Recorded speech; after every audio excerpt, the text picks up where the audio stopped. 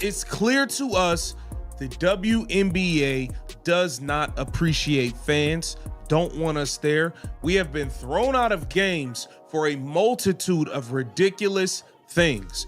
We have watched these players complain and trash us all. They called half of us racist. They've called all types of stuff.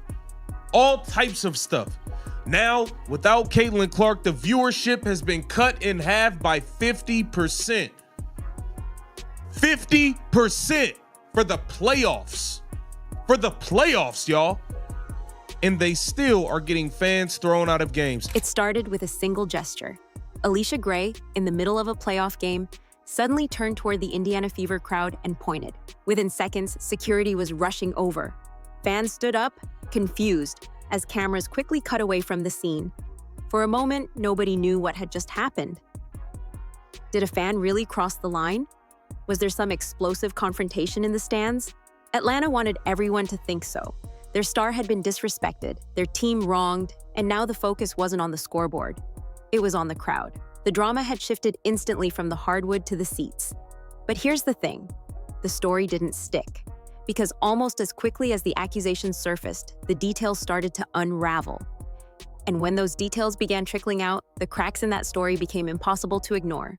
Alicia Gray is having a word with someone in the crowd, and now security is also involved.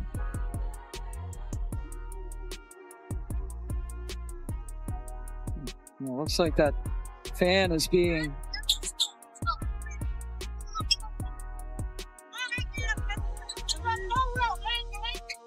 She got a fan kicked out last night against the Indiana Fever, only for the fan to speak their piece to the security. Security found out, oh, you didn't say anything at all, actually. Yeah, come back to your seat. Let me just wipe that seat off for you. Here, please, have a seat, ma'am. Alicia Gray played like absolute you-know-what last night and decided to take it out on a fan. At first glance, it seemed like something serious had gone down. Fans don't usually get pulled out of playoff seats unless there's a real problem. But the very next day, things got strange. Different outlets were telling completely different versions of the same moment. Some called it nothing more than light heckling, the kind of background noise every athlete hears. Others hinted at something more personal, though no one could say exactly what was said. Meanwhile, people inside the arena were saying the opposite. Eyewitnesses swore the fans hadn't crossed any line. No slurs, no threats, just ordinary chatter. And then came the detail that made everyone pause. The fans who were removed? They were back in their seats before the game even ended. Think about that. If something truly ugly had been said, there's no way security would escort people out, apologize, and then let them waltz back to their seats. That doesn't happen when there's a real violation. So what exactly did the fans say that set Alicia Gray off? That's where the story takes a surprising turn. And let's get this account of the situation. The guy in the black hat yelled to Lexi, who was running to guard Gray, and said, quote, "You're good, Lex. She's not even trying anymore."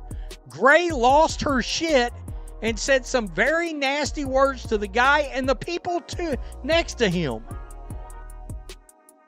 Because he said she's not even trying anymore. She can't handle that kind of heckling.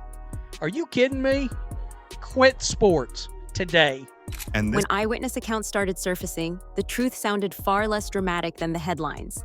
According to multiple people sitting nearby, the comment that supposedly triggered Alicia Gray wasn't even directed at her. One fan had leaned toward the court and shouted, "You're good, Lex. She's not even trying anymore." That was meant as encouragement for Lexi Hull, who was guarding Gray in that moment. It wasn't vulgar, it wasn't threatening, it was basic sports talk, the kind of heckling that happens in every arena across the country. But Gray didn't take it that way. Reports claim she spun around, barked back at the fan, and then waved for security. What should have been a throwaway comment snowballed into a spectacle that stopped the game and pulled paying fans from their seats. And once that detail came out, people started asking the obvious question. If a player can't handle a line that mild, what does that say about their mindset in the middle of a playoff battle? And that's when the spotlight shifted from the fans to Alicia Gray herself. The guy did not say anything out of line whatsoever. They were let back in shortly after.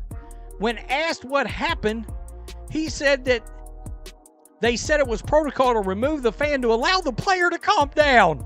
I mean, all these players ought to be playing in bozo outfits.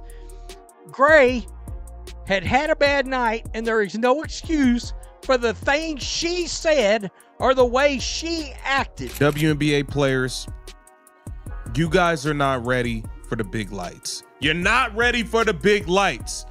You're not ready. I could look you in your eyes and see you're not ready. Y'all can't handle people showing up to games. Y'all can't handle people actually being an interested, invested fan. The moment clips of the ejection hit social media, the narrative flipped. Fans weren't buying Atlanta's version of the story. The video showed confused spectators, security hesitating, and Gray looking more frustrated with her own performance than anything coming from the stands. Almost instantly, people labeled it a fake hoax. Memes spread. Commentators started drawing comparisons to past overblown controversies. Instead of sympathy, Gray was getting roasted. Instead of support, the Dream were being accused of trying to manufacture a distraction. By Monday morning, the court of public opinion had already delivered its verdict. This wasn't about fans crossing the line. It was about a player who couldn't handle the heat in the middle of a blowout. And while Atlanta scrambled to control the narrative, Indiana kept their focus on what really mattered. Because while Alicia Gray was pointing at fans, the Fever were pointing at the scoreboard.